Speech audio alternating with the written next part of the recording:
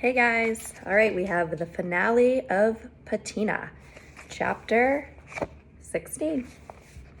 To do nothing but win. I hadn't really thought about the fact that I wasn't going to have a parent at the track meet until the doorbell rang and it was time to go. Before that, I was just focused on getting myself together. But now that Skunk had arrived, it hit me that when I looked out onto the stands, Momley wouldn't be there. Uncle Tony wouldn't be there either. But Maddie would. And when I opened the door, I found out Cotton surprised me by coming too. Cotton. I thought she was coming home from her cruise the next day, but she showed up a day early. I got so much tea to spill, I said, throwing my arms around her. And instead of us immediately going in about everything, she whispered, "We'll talk later. There's somebody else here to see you." I looked past Cotton, and there was a head full of tight curls poking out the passenger side window, a sly grin on her face. "You ready, Pancake?" "Ma? What are you?" I was so surprised I could barely speak. I mean, she never came to my meets. Not because she didn't want to, but because she was always so drained from the blood cleaning, and Saturday was her only real recuperating day, and she needed to save up her energy for church on Sunday. "Yeah, you ready, Pancake?" Cotton repeated. "Shut up," I said, giving Cotton another hug. Then I ran over to give Ma a kiss on the cheek. Uncle Tony came to the door with Maddie, peered over at me standing in the passenger side of Skunk's car, my mother's face still out the window. "Bev, what a surprise," he exclaimed. I shot my eyes at him. That goofy look on his face was a dead giveaway that he set this whole thing up. "What?" he said to me, his shoulders lifted to his ears. Then he waved me over so he could give me one. With his arms around me, he whispered in my ear, "I hope you've been practicing the running man like I showed you." Then he released me and did a quick 2-second dance that looked like he was being electrocuted. I told him that I hadn't been practicing that, how to look ridiculous. And as he walked me and Maddie and Cotton to the car, he assured me that we could work on it some more later that evening when Momley got back. Then Ma told Uncle Tony that even though she had to tell Skunk to turn his music down because ain't nobody trying to get deaf with all that boom, boom, boom, at least his car was clean. "And cleanliness is next to godliness," she plucked at Uncle Tony as he closed the back door after Maddie and me climbed in. Maddie had to sit on the hump between me and Cotton, my duffel bag on my lap. These people, they were my constellation, or however Becca was saying it, the dots all connected. "I know, Bev, I know." Uncle Tony bent down and looked through the passenger side window, past Ma over to Skunk in the driver's seat. "You remember what I told you yesterday on the phone?" "Yeah, I got it, Mr. Tony," Skunk said with that same annoyed voice that all of us get around naggy old heads. "The speed limit. No, not 1 mile over it."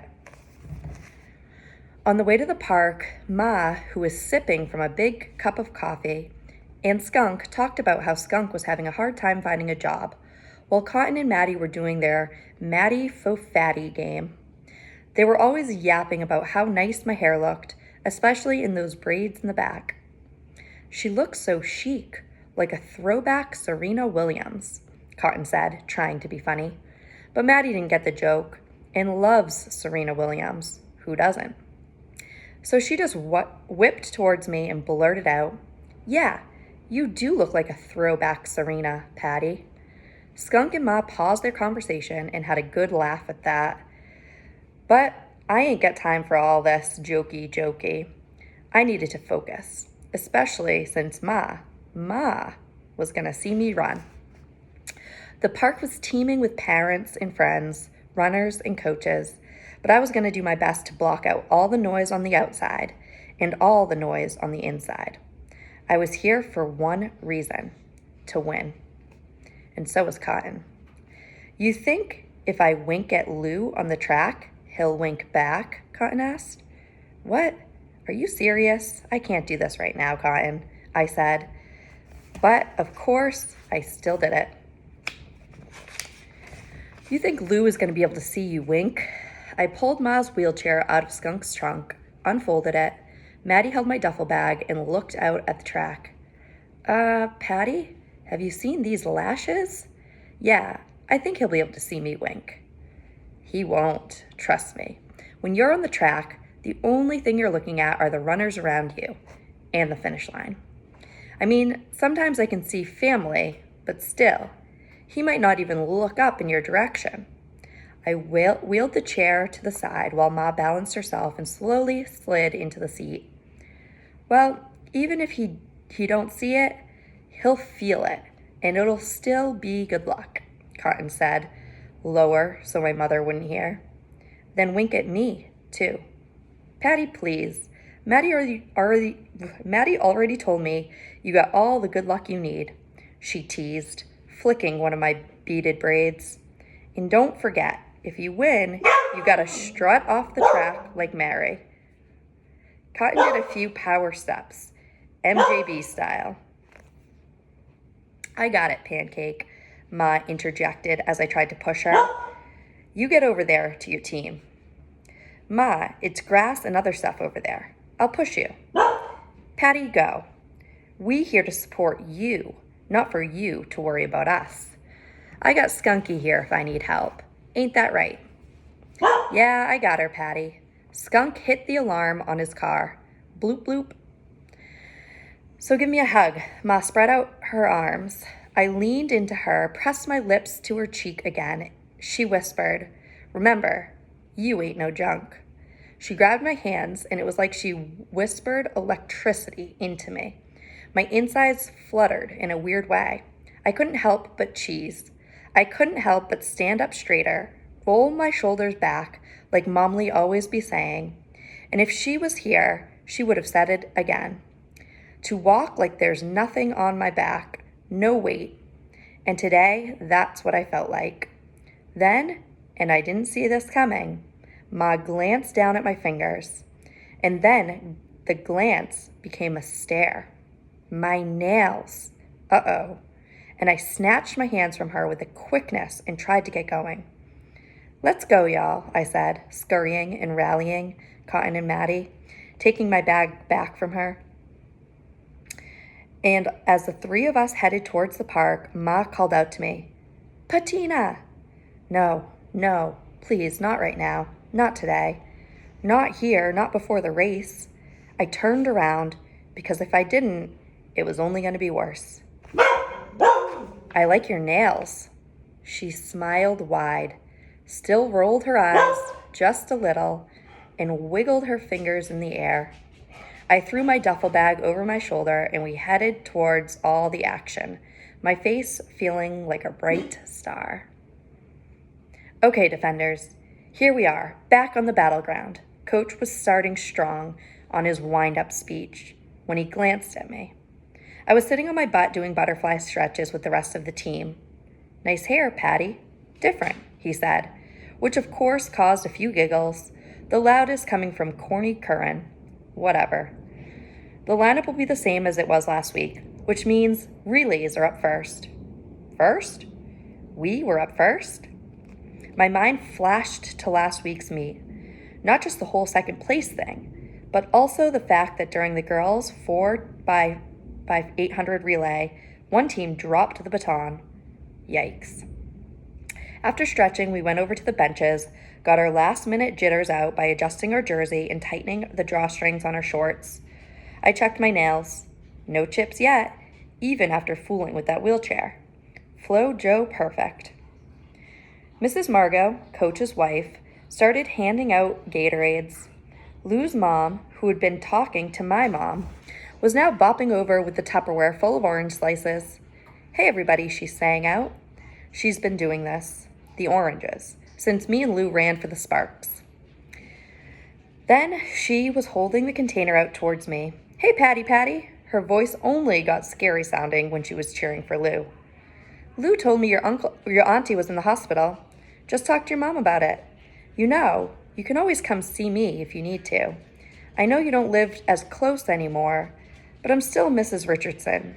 You and Cotton, still my girls." I nodded thanks and waved off the oranges. I can't eat oranges before a race. Too nervous. But at least I wasn't first. Boys 4x800 was. Curran, Mikey, Eric, and Freddie took the track, and the rest of us erupted in cheers.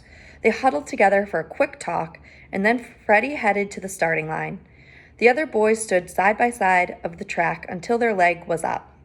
I watched closely, my heart kicking as if I were already out there. Freddie stretched his arms over his head, did a few jumps, readying himself. The other runners around him were doing the same. Then, on your mark, get set, bang. They were off, Freddie keeping pace with the pack. No one broke out on the first lap. But on the second, Freddie and a kid from another team started to lead out. Mikey took his position on the starting line as Freddie rounded the final bend of the second lap and was about to take the straightaway. He was still neck and neck with the other kid. I glanced over at Coach, who had one finger in his mouth, gnawing on a nail. The red zone was coming up, the handoff. Now people began shouting at the top of their lungs as Freddie came charging into the handoff zone and Mikey broke out. We couldn't hear him call stick, but he must have, because Mikey threw his arm back and 2 seconds later had the baton. The other teams did it the regular way, sort of, sidestepping and waiting for the runner to hand them the stick before taking off.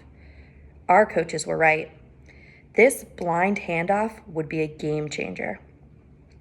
By the time the other second legs got their batons, Mikey had taken the lead, and his handoff to Eric was just as smooth as was Eric's to Curran, too. The other teams didn't stand a chance.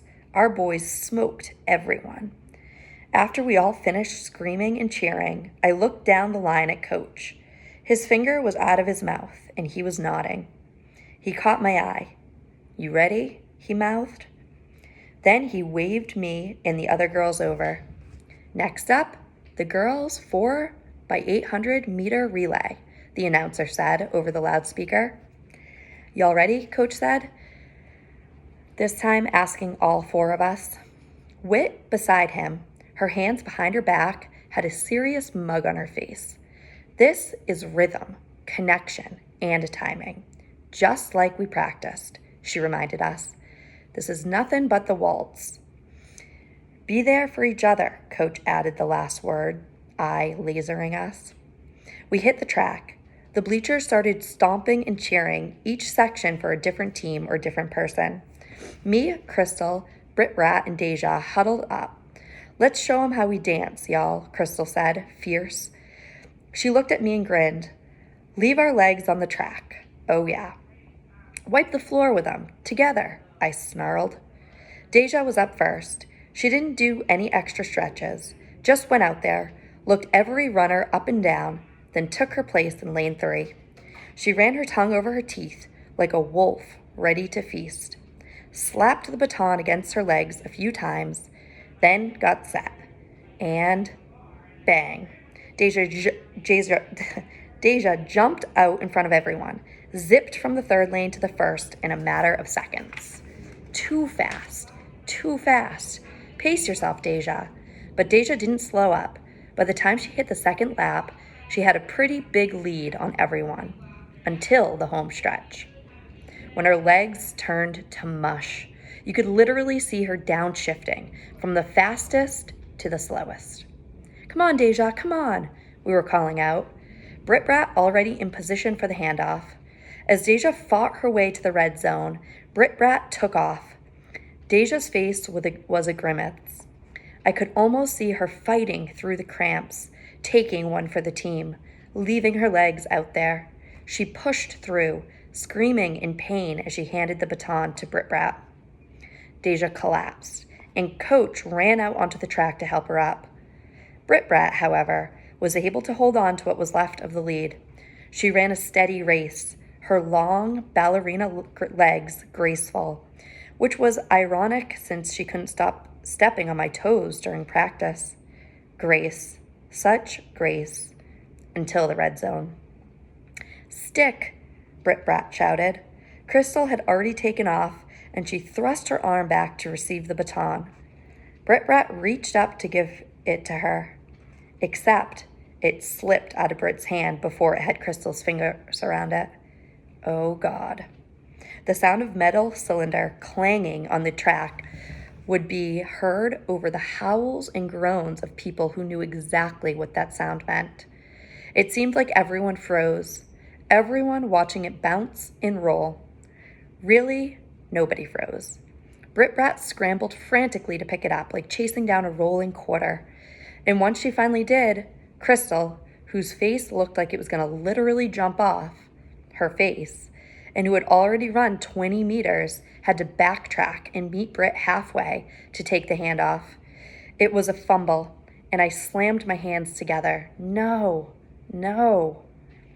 This was it. We blew it. I shook my head and huffed, so mad that I could have untied my shoes and flung them into the stands. Forget it. But then Deja started going off, and I do mean off. Go! Go!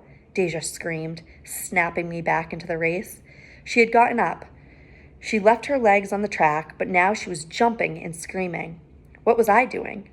Coach told me no matter what, I couldn't check out. I couldn't leave my team hanging. They needed me. Not just my legs, but my support, my energy. We needed each other. I looked behind me. Ghost and Lou were screaming their heads off. Curran, Aaron, and even Mikey were at the edge of the track, punching in the air with their fists, urging Crystal onward. Whit was biting her fist, while Coach stood next to her, arms across his chest, too cool, just watching. Go! I belted out. I caught Britt Brat out of the corner of my eye, covering her face as she came over to where we were. I grabbed her, snatched her right up, turned her around, and threw an arm over her shoulder. It's okay. We're still in it. We're still here. We kept screaming, but we had already lost the lead. There were 4 people in front of us, but Crystal wasn't giving up, and neither would I. As soon as she hit the back stretch of the second lap, I stepped onto the track, rolled my neck, right to left, left to right, stretching my arms behind me, clenched my hands to work out any shoulder and back kinks. Lane 3. I sized up the other girls who were taking their places beside me. Then I looked over and saw Ghost nodding at me, clapping. Sunny next to him, doing the same thing. Lou had one of his arms flexed up, making a muscle. He slapped his bicep and pointed at me. And Coach, still cool, was now looking at me, nodding. Like he knew something I didn't. Or maybe something that I actually did know. You are strong enough. Your mother's legs. Patina Jones ain't no junk. I glanced up at the crowd. At first, everyone was a smear of color and sound, except for a few people. Then, a few came into focus. Cotton. I couldn't tell if she was winking or not, but she might have been. I could see Maddie, but even more, I could hear her screaming my name as if it was just her and me in a tunnel. And next to her, for the first time in forever, was Ma. Her arms raised high in the air, her fingers tickling the sky. I couldn't hear her, but I could see her lips forming a P, pancake. She might have been saying patty, but she had to be saying pancake. To do, just run, and win. And here we go. The other 3 girls had just made their handoffs when Crystal pounded into the red zone. I broke out and could tell that I was in lockstep with Crystal, in sync. Stick, stick, she yelled, and I reached my left arm back and grabbed the baton smooth as smooth. From her hand to mine, the energy protected, the power transferred. I opened my stride early to make up for the lost time, and it wasn't long before I caught up to the pack, my beads clinking in time with my heartbeat. Thump, thump, click. Thump, thump, click. Long Ponytail was in lane 2, Baldy in lane 1. twists in lane 4. Cannon to the right of me, cannon to the left of me. We all stayed together, coming down the home stretch of the first lap. Now for the second. Time to make my move. I opened my stride even more. Figured I'd make Long Ponytail, who was shorter than me, work for it. She couldn't hang, and 200 meters into the lap, she rigged and fell back, as if her legs locked up on her and she had to pull up or something, like she gave up. The other two were still with me. Well, actually, Baldy was leading Twists and me by a few steps. And as we came down the back stretch and hit that final 200, I felt my legs start to stiffen. No, it was like my muscles were turning into wood or something. No, come on, Patty, push, push, push, breathe, thump, thump, click. Come on, Patty, I said out loud. Come on, Patty, I could hear Maddie screeching from the bleachers. Thump, thump, click. Final 100, the pain, the pain, the pain is nothing. You are strong enough. You got your mother's legs. The three of us were neck and neck, shoulder to shoulder, fighting until the end. The batons in our hands like broken sword handles, warriors, the finish line, right there. Leave your legs on the track, heart pounding, beads clicking in time with my steps, like a clock ticking in my ears, or a time bomb. Come on, Patty, come on. The end.